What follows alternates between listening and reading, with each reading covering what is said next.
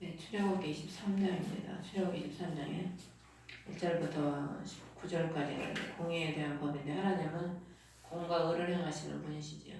오늘 우리 선수가 마법에 대한 영화를 이렇게 보는데, 그걸 보면서 무슨 생각이 드냐면은, 우리가 전에 옛날에 그런 생각들 많이 해봤잖아요. 이제 우리 어렸을 때는 뭐 만화나 그런 것들이 많지 않았으니까 그냥 도깨비 방망이 그거 보면서 나도 저런 도깨비 방망이 하나 있으면 얼마나 좋을까. 집 나와라, 뚝딱 하면 집 나오고, 그냥 먹고 싶은 거 나와라 하면 먹고 싶은 거 나오고. 어린 마음에 그런 생각 다 한 번씩 해봤겠죠. 그거 보면서. 그걸 보면서 우리가 그 마법을 행하는 그 여자처럼 참 내가 마법을 행할 수 있으면 어떨까? 참 좋겠지? 하고 싶은 대로 다 할 수 있잖아요. 근데 가만히 생각을 해보니까 우리가 마법을 행할 수 있어서 만약에 마법을 행한다면 이 세상은 그야말로 혼돈의 세상이 될 것 같아요.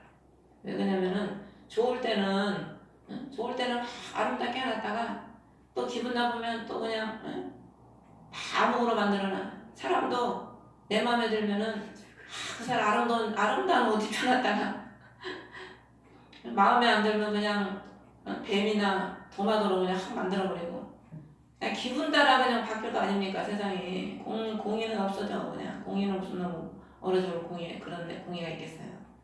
자기가 그냥 하고 싶은 대로 해버리니까. 그러니까 우리 선수가 아까도 그런 소리 하는 거예요. 자기가 원하는 건 하나도 안 되더래. 자기가 하고 싶고 원하는 거는 진짜 자기가 얼마 안 살아봤지만 지금 자기가 겪어본 바로는 자기가 원하는 건 하나도 안 된다는 거예요. 그래서 제가 그래서 내 뜻대로 살지 말고 하나님 뜻대로 살으라고 그러는 거예요.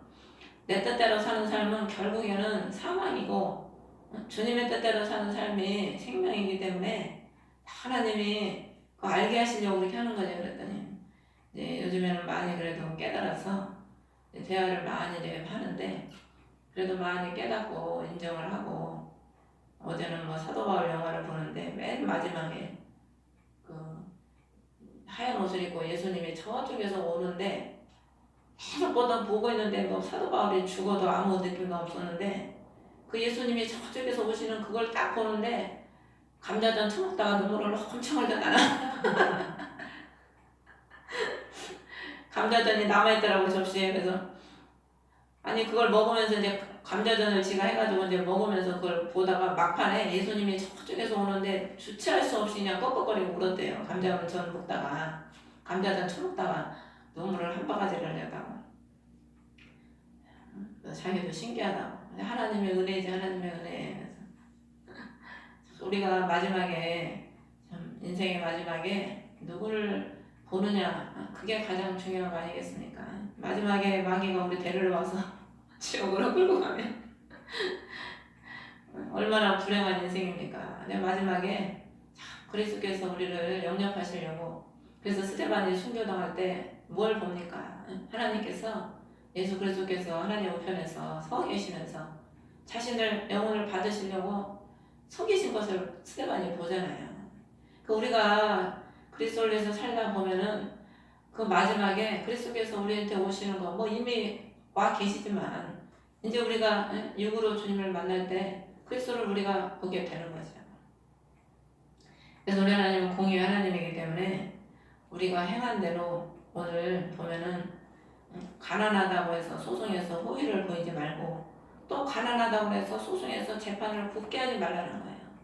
가난하다고 아이고 가난하니까 불쌍하니까 그냥 뭐 좀 죄 졌어도 그냥 용서해 주지, 그렇게 하지도 말고, 가난하다고 무시하고 재판을 굳게도 하지 말라는 거예요. 굳게라는 것은 정도를 걷지 않고 한쪽으로 치우쳐서 아예 바른 길에서 돌이켜서 왜곡되게 행하는 것을 굳게라는 거예요. 굳게 굽어버린 거예요. 굽어. 그래서 세례요한이 예수 그리스도로 오는 길을 예비하는 자인데, 굽은 길을 평탄케 하라. 우리가 하나님의 말씀에 따라 걷지 않으면은 우리가 보면 다 한쪽으로 치우쳐서 결국에는 바른 길을 완전히 벗어나서 악을 행하는 그런 삶을 추구하게 되지요. 근데 우리 하나님은 굳게 하지 말라는 거예요. 우리 굽은 마음들을 우리 주님은 오셔서 펴주시고, 또 진실되지 못하고 거짓에 잡혀있던 우리들을 그리스도께서 오셔서 진실과 공의를 행하게 하시죠. 그래서 대표적으로 우리 다윗이 왕이 돼서 공과 의를 행했다. 하나님의 백성들을 다스리면서 공과 의를 행했다. 그래서 그리스도께서도 늘 우리 안에서 공과 의를 우리를 행하게 해주시지요. 우리 안에서 우리로 하여금 하나님의 공과 의를 행하며 살아갈 수 있도록 또 인도해 주시고, 또 우리 안에서 우리에게도 우리 주님은 늘 공과 의로서 그리스도의 의와 그리스도의 공의로서 살아갈 수 있도록 그리스도께서 역사하시고 또 인도해 주시지요. 그래서 5절에도 보면 미워하는 자 나이가 지 밑에 깔린 것을 봐도 돕고 싶지 아니하여도 반드시 그와 함께 도우라는 거예요. 우리 하나님은 공의 하나님이시고 행한 대로 갚아주신 하나님이기 때문에 원수를 위해서 도울 때 하나님이 얼마나 그 하나님 기뻐하시겠습니까? 그래서 신약에 하나님과 화목하면은 원수와도 하나님이 화목하게 해주신다고 그러잖아요. 우리가 하나님 보시기에 우리가 그리스도와 화목을 하면 우리 하나님은 원수하고도 화목할 수 있는 그런 축복을 우리에게 주시는 거죠. 8절에 뇌물을 받지 말라. 지혜로운 자의 눈을 어둡게 하고 의로운 자의 말을 굳게 한다. 이것도 어떻게 보면 공의롭지가 못한 거죠. 뇌물을 받고 재판을 굳게 하는 것은. 그러니까 9절에 보면 나그네를 학대하지 말라. 너희가 이집트 땅에서 나그네 되었으니 나그네의 심정을 아느니라. 나그네가 돼봤기 때문에 나그네의 심정을 안다는 거예요. 그러니까 우리가 하나님이요, 우리를 고난 속에 집어넣는 이유는 다 고난을 겪어봐야 고난을 겪는 사람을 위로할 수가 있습니다. 내가 고난을 안 겪어보면 어떻게 그 고난당한 사람의 마음을, 심정을 알 수가 있습니까? 모르지요. 근데 우리가 고난을 겪어보면 질병도 겪어보고 가난도 겪어보고 다 겪어보면은 모든 사람의 심정을 이해할 수가 있는 거예요. 그러니까 심정을 이해하니까 어떻게 해요? 행위대로 그 사람을 판단하지 않고 그 사람의 심정을 이해하고 위로할 수 있는 사람이 되는 거죠. 근데 내가 겪어보지 않으면 그 힘든 걸 모르는데 어떻게 그것을 위로할 수가 있겠습니까? 어제도 그 김창옥이 그 소통하는 강사가 있는데 그 사람인데 그 얘기를 하는 거예요. 사람들이 이제 문제를 가져보면은 그 사람들이 이제 그거에 대한 이제 해답을 이제 해주는 거죠. 그 사람이 강의를 하면서. 그러니까 한 할머니가 머리가 희끗희끗한 분이 그런 얘기를 하는 거예요. 남편과 대화가 안 된다는 거예요. 그래서 좀 평생을 대화가 안 돼서 완고해가지고 대화가 안 되는데 대화를 좀 해보려고 하는데 어떻게 하면 되겠냐고. 그랬더니 하지마 안 돼. 그러면서 뭐 비유를 들어서 얘기를 하는 거예요. 그 사람도 한 행성이고 우리 어머님도 한 행성인데 행성들이 보면 다 자기 자리에 있어야지, 만약에 달이 자기 위치 아니고 지구 가까이 오면 어떤 일이 생기니? 다들 몰랐는데 가만히 있으니까 문제가 생긴다는 거예요. 문제가. 바닷물이 뭐 더 빠져버리든가 넘쳐버리든가 그 자리에 있어야지, 가까이 오면 문제가 생긴다는 거예요. 얼마나 이렇게 맞는 소리만 하는지. 뭔 소리 하다가 또 거기까지 갔나. 심정을 아는 거 얘기하려고 그랬지.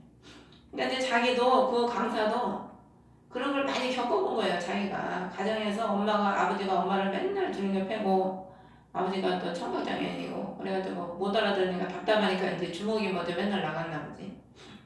자기가 이런저런 어려움들을 다 겪어봤기 때문에 그런 어려움들을 겪는 사람들의 그 사연을 들으면은 다 위로를 해주는 거예요. 위로를.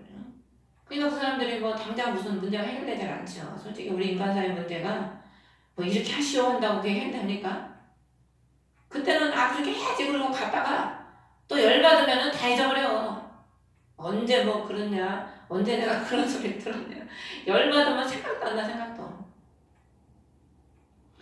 그런데 심정을 알면 우리가 위로할 수 있고, 또 우리가 뭐 하는 자입니까? 예수 그리스도께서 우리에게 오셔서 뭐 해주시는 분입니까? 결과적으로 죄인을 위로하시는 분이에요. 주님은 항상 우리를 위로하시잖아요.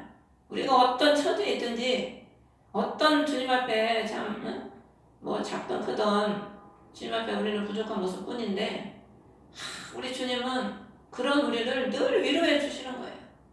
그럼 우리 주님은 어떻게 해서 우리를 뭐 하나님이라고, 우리는 하나님의 신이니까 우리를 위로하겠습니까? 그분이 인간의 몸을 입고 오셔서 다 겪어보셨기 때문에 성경에 다 나와 있잖아요. 우리의 연약함을 아시고 우리의 연약함을 너무 잘 아셔. 그분이 만들었거든.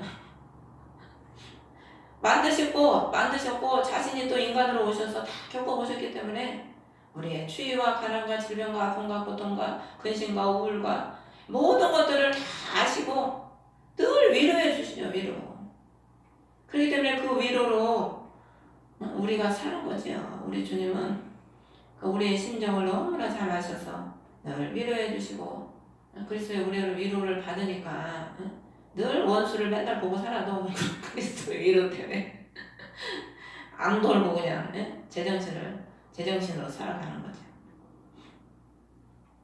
이제 10절부터 보면 새해 동안에 내 땅에 씨를 뿌려서 그것의 열매를 거두어들이되 일곱째에는 그것이 안식하며 가만히 있도록 두라. 땅도 6년 동안은 씨를 뿌려서 열매를 거두지만 7년째 해에는 씨를 뿌리지 말고 그냥 안식하게 하라는 거예요. 우리 하나님은 우리의 심령에 계속해서 심령을 갈고 씨를 뿌려서 열매를 맺게 해주시죠. 그래서 일곱째 완전할 때에는 이제 더 이상 갈고 뿌리지 않아도 우리 그리스도께서 스스로 내 안에서 열매를 맺게 해주셔요.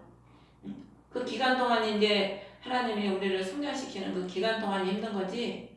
그 이제 기간이 끝나면은 그리스도께서 우리 안에서 저절로 열매를 맺도록 안식을 누리면서 일하지 않아도 안식을 누리면서 열매를 맺도록 축복을 해주시는 거죠. 그 주의 말씀만 순종하면 주님이 순종하는 자를 그냥 주님이 알아서 열매 맺게 하시고 축복해 주시는 거죠. 그래서 가만히 있도록 두라. 가만히 있도록. 우리가요 신앙이 성장하고 진짜 그리스도 안에서 안식을 누리고 생명을 누리면은요 우리가 뭘 인간의 노력으로 뭘 해봐야 되겠다.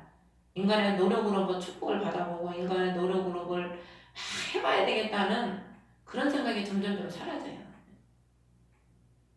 그렇다고 뭐 아무것도 안 하고 가만히 있으라는 그런 의미가 아니고 본질을 점점 알게 되는 거죠. 진정으로 우리를 열매 맺게 하시는 분이 그리스도이시고 그분을 통해서 되는 거를 이제 신앙에 성장하면서 더 알게 되는 거죠.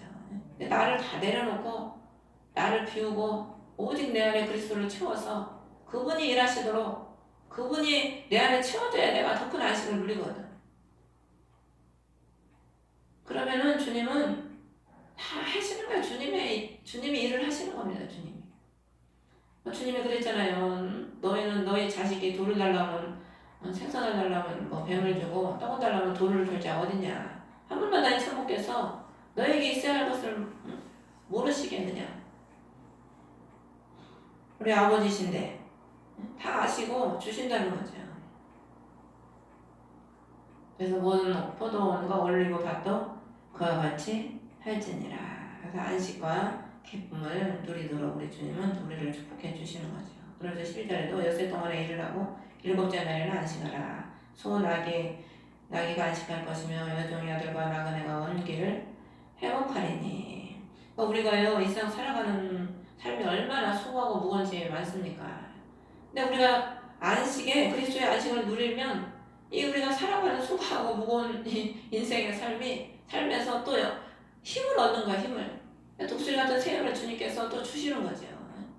우리가 살아다 보면 이래저래 지칠 때가 많잖아요. 포기하고 싶을 때도 많고. 그럴 때마다 그리스도의 안식을 누리면 주님께서 우리 회복을 해주시는 거예요. 회복. 영육간의 원기를 회복시켜 주셔서 또 나아가서 또 살아갈 수 있는 힘을 주시고 이길 수 있는 능력을 주시고 감당할 수 있는 능력을 주님이 주시는 거죠. 그래서 우리 주님의 그 은혜로 우리가 그 무거운 짐들을 능히 또 지고 또 십자가를 지는 삶이 또 얼마나 힘듭니까? 그래도 주님이 또 함께 져주시니까 그 무거운 십자가도 무겁지 않고 가볍게 느끼면서 살아갈 수가 있는 거죠. 13절에 너희에게 말한 모든 일에서 신중히 행하고 다른 신들 이름은 언급하지도 말고 내 입에서 들리게도 하지 말지니라. 그러니까 우리 입에서는 무슨 말만 해야 돼요? 우리를 구원하신 예수 그리스도만 불러야 돼. 다른 것들은 우리 입에서 너무 자꾸 말할 필요가 없더라고요. 우리가 자기가 추구하는 게 자꾸 입으로 나오는 거거든. 우리 세상 것을 추구하면은 세상 것만 자꾸 말을 하게 돼요. 돈을 좋아하면은 입만 열면 돈 얘기하는 거지. 골프 좋아하는 사람들은 입만 잡으면 골프를 해가지고 뭐 유튜브에 보니까 어떤 사람은 골프채를 뭐 캐디에 코에다 골프를 던져가지고 뭐 코가 코뼈가 부스러지고 뭐 눈이 신경이 있다. 아니 골프나 잘 칠 것이지 왜 사람한테 골프공을 쳐가지고 이 사람이 뭐에 관심이 있다면서 그랬나 말이 먹는 거 좋아하는 사람은 입만 열면은 그 먹는 얘기 무슨 돼지도 아니고 입만 열면 먹는 얘기. 우리 선수는 점심 먹으면서 저녁에 뭐 먹을까 이러고 있어.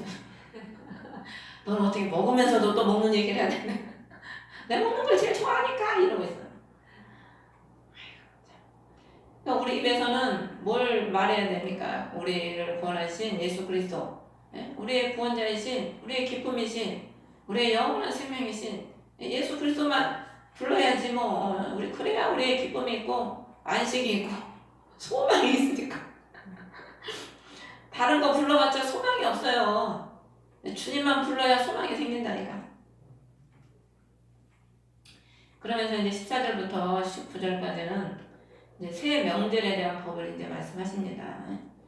공의에 대한 법은 그리스도께서 이 법을 공의를 이루신다는 것이고, 새 명절에 대한 법은 그리스도께서 이 명절을 통해서 우리의 신앙을 알곡으로 만드신다는 건데, 하나님께서 이스라엘 백성들에게 이 출애굽기, 레위기, 민수기, 신명기에 걸쳐서 계속해서 이 새 명절에 대해서 주님이 강조를 하세요. 안 빼먹고. 이 새 명절이 뭐 여러분 뭐 많이 들어서 알지만 명절이라는 뜻이 히브리어로 모에드 뭐 미크라인데 정해진 시간 연습하다 리허설 이런 의미예요. 하나님께서 우리를 애굽에서 끄집어내셔서 천국 가는 때까지 그 성장 과정을 이게 의미하는 겁니다. 이 명절이. 그러니까 6월절에 그리스도의 피로 우리가 구원받고 그 다음에 이제 한 3번 나를 위해 명절을 지켜라. 우리 그리스도를 위해서 우리가 그리스도의 원하시는 삶을 살기 위해서 그리스도께서 이 명절을 통해서 우리를 만들어 가시는 거죠. 이제 여기에서 이제 6월절은 빠졌는데 6월절은 하루고 그 다음에 일주일 동안 지키는 게 무교절이에요. 누르고 없는 빵을 7일 동안 먹는 거죠. 이 무교절을 예수 그리스도 6월절을 통해서 그리스도가 죽으시고 무교절을 통해서 무교절인데 누르고 없는 빵을 먹기 때문에 빵이 맛이 없지요. 뻣뻣하고. 그럼 뭐냐면은 이스라엘 백성들을 출애굽시켜서 광야로 데리고 가셔서 하나님께서 오직 말씀으로 사는 훈련을 시키잖아요. 죄악에 찌들어있던 그들을 끄집어내서 육신의 빵이 아닌 하나님 말씀으로 사는 그 훈련을 시킨 거거든요. 그러니까 우리가 세상에 그 젖어있던 그 습성들을 그리스도께서 하나하나 버리게 하시는 거죠. 처리를 시켜주시는 거죠. 그래서 무교절의 그 고난을 통해서 그 맛없는 빵을 먹으면서 그리스도의 고난을 생각하면서 그리스도에 동참하는 삶으로 하나님이 우리를 단련하는 삶으로 살게 하시는 겁니다. 그렇게 우리가 단련이 되면은 이제 그 다음에 세 번째 수학절 16절을 보면은 그러면서 이제 여기 보면은 그 전에 아무도 빈손으로 내 앞에 나오지 말지니라. 무교절을 지킬 때 이스라엘 백성들 하나님이 꼭 이 새 절기는 예루살렘에 와서 지키라고 그랬거든요. 네가 하고 싶은 데서 네 멋대로 지키지 말고 반드시 예루살렘에 나와서 이 명절을 지키라고 한 겁니다. 이게 뭐냐면 예수 그리스도를 통해서 반드시 하나님과 교제를 해라는 그런 의미지요. 근데 이제 빈손으로 나오지 말라는 의미는 빈손은 뭐 예물을 안 가져오는 그런 의미도 있지만은 준비되지 않는 심령 상태 또 빈 신앙으로 쓸데없이 나오지 말라는 거예요. 빈 신앙으로 쓸데없이 준비되지 않는 심령으로 나오지 말라는 그런 의미고 히브리어로 레캄인데 우리가 하나님 앞에 이 명절이 얼마나 귀합니까? 그리스도께서 나를 위해서 죽으셔서 부활하셔서 우리에게 구원의 기쁜 날들을 우리에게 펼쳐주셨잖아요.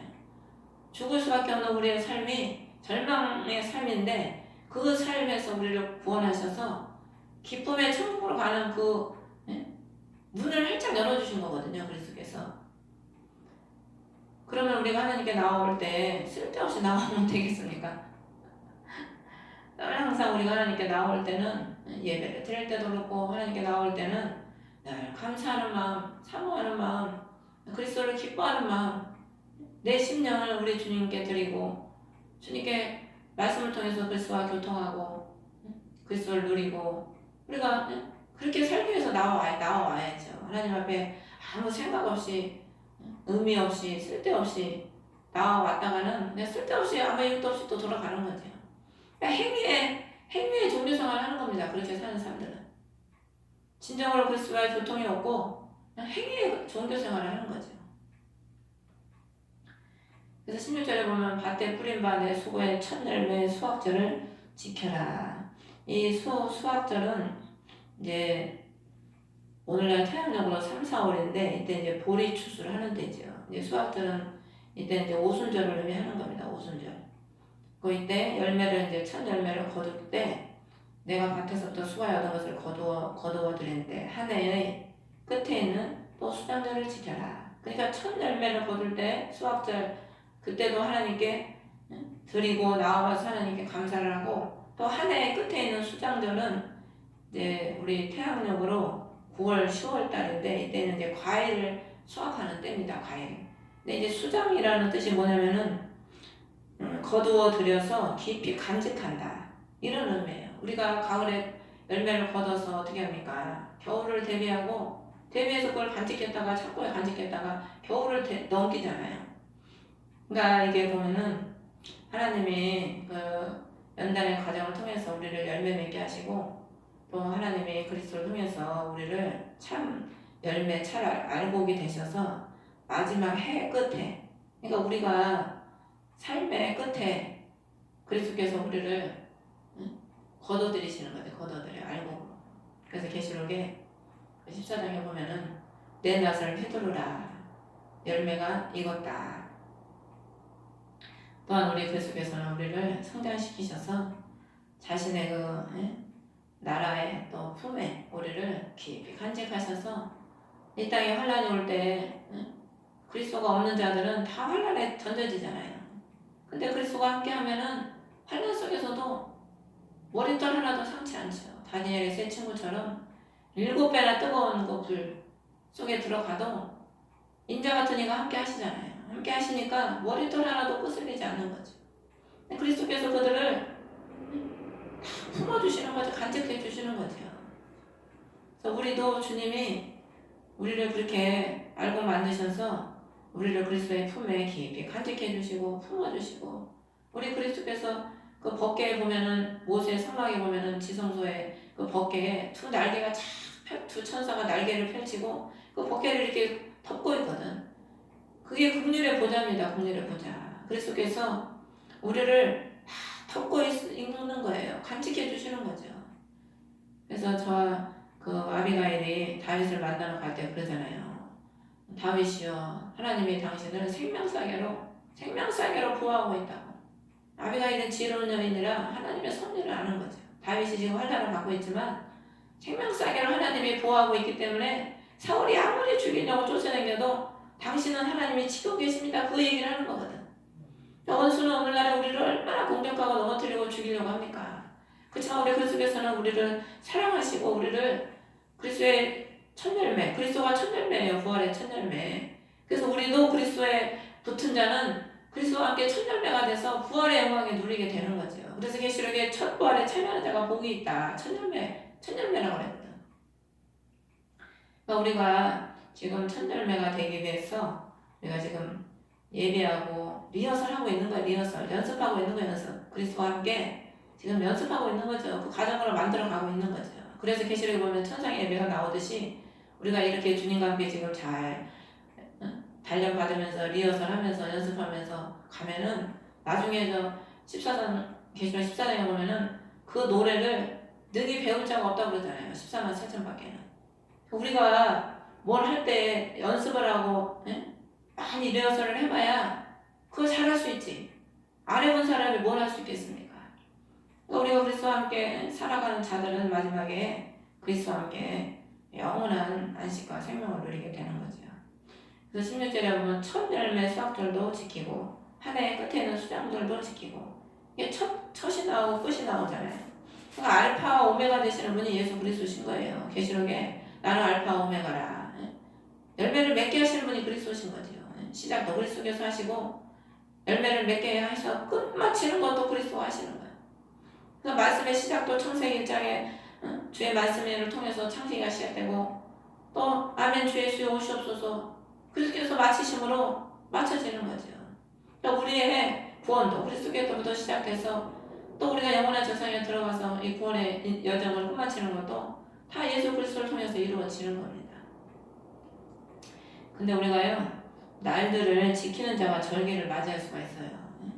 이 절기는 1년에 3번이잖아요.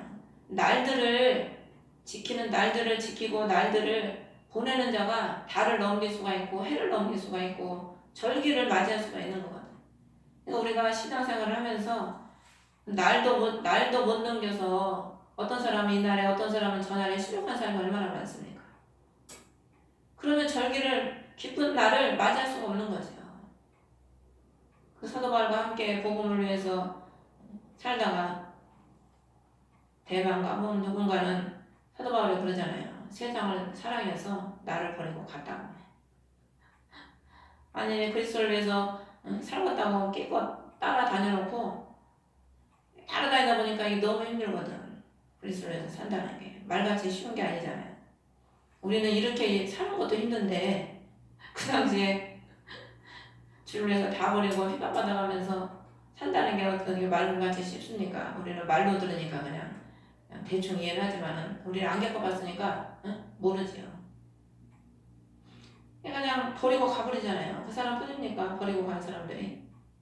많은 사람들이 예수님을 모른다고 부인을 하고 버리고 가고 어떤 사람은 또 너무 복을 많이 받아서 그 복에 그냥 눌려가지고 예수님보다 그 복이 더 좋아가지고 복이 우상이 돼서 그냥 주님을 잊어버린 사람도 수두룩히 많고 날들을 채우지 못하면 절기를 맞을 수가 없는 거예요. 이스라엘 백성들은 하나님이 주신 날들을 어떻게 했습니까? 늘 감사하지 못하고 구원에 감사하지 못하고 원망하고 불평하다가 그리스도의 구원의 절기 그 약속의 땅 기쁜 땅을 들어가지 못하고 보지 못하고 광야에 엎드러지지 않습니까? 그래서 하나님은 우리의 날들을 지키시고 날들에 승리하게 하기 위해서 매일 이스라엘 백성들에게 만나를 내려주시듯이 매일 주님께서 우리에게 생명을 공급해 주시는 거죠. 그래서 18절에 보면 내 생물의 피를 누리기는 빵과 함께 드리지 말며 내 생물의 기름을 아침까지 남겨두지 말지니라. 우리의 생물의 피가 뭡니까? 예수 그리스도의 거룩한 피지요. 생물의 기름은 어린 양으로부터 흘러나오는 기름인데 가장 좋은 것을 의미합니다. 그 그리스도의 은혜를 소유하라는 거죠. 주님이 우리에게 늘 한량한 은혜를 베풀어 주시는 게 주님의 은혜거든요. 그럼 우리는 그것을 남겨두지 말고 받아들여야 돼. 내 것으로 받아들이고 누리고 소화를 시키고 받아들이면 내가 그걸 누리는 거지요. 근데 어떤 사람은 은혜 받을까 봐 저번에 어떤 사모님과 얘기하는데 은혜 받을까 봐 나는 안 간대. 은혜 받으면 주를 위해서 살아야 되니까. 너무 충만해지면 문제라네. 충만해지면 다 버리고 고난의 길을 가야 되잖아. 그러니까 그냥 그게 두려워서 은혜를 그냥 적당히 받아야 된다고 그러더라고. 본인이 그런다면 또 어쩔 수 없는 거니까 억지로 됩니까? 하나님은 우리에게 자유의지를 주셨기 때문에 본인의 선택하에 따라서 입을 조금 벌리면 조금 들어갈 것이요. 그래서 시편에 내 입을 넓게 열어라 내가 채우리라. 믿음의 분량 따라 넓게 열면 주는 채워주신다는 거예요. 왜? 못할 게 없으시는 분이니까. 근데 우리가 믿음이 없다 보니까 입을 조금 열고 구하지 않고 바라지 않고 그래서 못 얻는 거죠. 그래서 19절에 내 땅의 첫 열매 처음 것을 주 하나님의 집에 가져갈지니라. 우리의 심령의 첫 열매가 그리스도시고 첫 부활의 그리스도시고 그러니까 우리는 그리스도를 통해서 하나님께 나아가서 우리가 그리스도는 우리를 하나님께 드리는 그리스도께서 제물이 되셔서 하나님께 드려지는 삶을 사는 것처럼 우리 안에 오셔서 그리스도와 함께 우리가 죽고 그리스도와 함께 사는 삶 희생에 드려지는 삶으로 우리를 만들어 가시는 거죠. 그것을 위해서 20절에 보면 보라 내가 한 천사를 내 앞에 보내어 길에서 너를 보호하게 하면 내가 예배한 곳으로 너를 데리고 들어가게 하리라. 구약에는 그림자잖아요. 예표. 실체를 말하지 않아요. 그냥 그림자로 예표로 말을 하는 겁니다. 왜 한 천사는 누구냐면 예수 그리스도를 의미하는 겁니다. 그리스도께서 계시록에 보면은 나를 따라오는 자 어디로 인도하든지 나를 따라오는 자 우리 그리스도께서 우리를 앞서서 인도해 가시는 거죠. 우리를 보호하면서 앞에서 가면서 뭐 너 알아서 따라와 이러고 가는 게 아니고 앞에 가시면서 우리 앞에서 모든 장애물들을 다 청소하셔서 우리 가는 길을 평탄하게 해주시고 또 보호를 해주시는 거예요. 보호. 그래서 결국에 우리를 어디로 데려가냐면 예배하는 하나님이 예배한 곳으로 우리를 데리고 가신다는 거예요. 주님이 예배한 곳이 어딥니까? 시온성이지요. 시온성. 우리가 시온성에 우리가 예불이 발에 써야지. 그래서 21절에 그에게 주의하여 그의 목소리에 순종하고 그를 노엽게 하지 말라. 그러니까 우리가 불순종하고 불신앙을 가지고 하나님을 믿지 못하는 게 그리스도를 노엽게 하는 거거든요. 그러니까 우리가 믿고 구원했다 그러면 아멘 믿고 축복한다 그러면 아멘 하고 또 믿고 근데 믿기가 좀 쉬운 건 아니죠. 22절에 보면은 내가 참으로 그의 목소리에 순종하고 내가 말하는 모든 것을 행하면 내가 내 원수에게 원수가 되고 대적들에게 대적이 되리라. 또 23절에 보면 천사가 내 앞에 가서 아모리 족속 아모리 족속은 헷 족속, 브리스 족속, 가나안 족속, 히위 족속, 여부수 족속, 가나안들의 저주받은 족속들이죠. 이 저주받은 이 족속들이요 영적으로 보면 다 우리 심령을 의미하는 겁니다. 우리 심령. 헷은 공포라는 의미고 히위는 악하다는 의미고 가나안은 낮다, 저급하다 이런 의미예요. 그러니까 우리 안에 원래 그리스도가 없으면 우리 안에는요 우리는 저급한 사람이에요. 왜? 죄에 빠져서 더러운 귀신한테 붙어있으니 얼마나 저급하고 낮습니까? 그리고 매일 공포, 우울, 근심, 악하고 죄에 그냥 쪄들어가지고 늘 악하고 우리 안에 그런 것들만 수두룩하죠.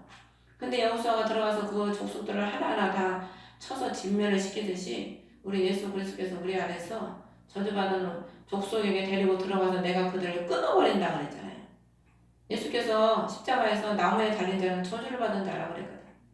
근데 그리스도께서 저주를 받으셔서 저주받은 우리의 심령들을 하루에 끊어버린 거예요. 히브리서 10장 10절에 보면 그리스도의 몸이 단 한 번 영원히 드려짐을 통해 우리가 거룩히 구별되었노라. 그리스도께서 하루에 한날에 영원한 제물이 되셔서 우리의 모든 저주를 그날에 그냥 다 청산을 해버리신 거예요. 과거로부터 현재 미래까지 모든 죄와 저주를 그날에 다 청산을 해버리신 거죠.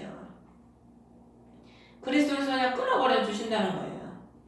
얼마나 감사합니까? 우리가 끊을 수 있으니까 우리가 못 끊어요. 우리가 어떻게 죄를 끊겠어요? 그리스도께서 다 끊어주시는 거죠.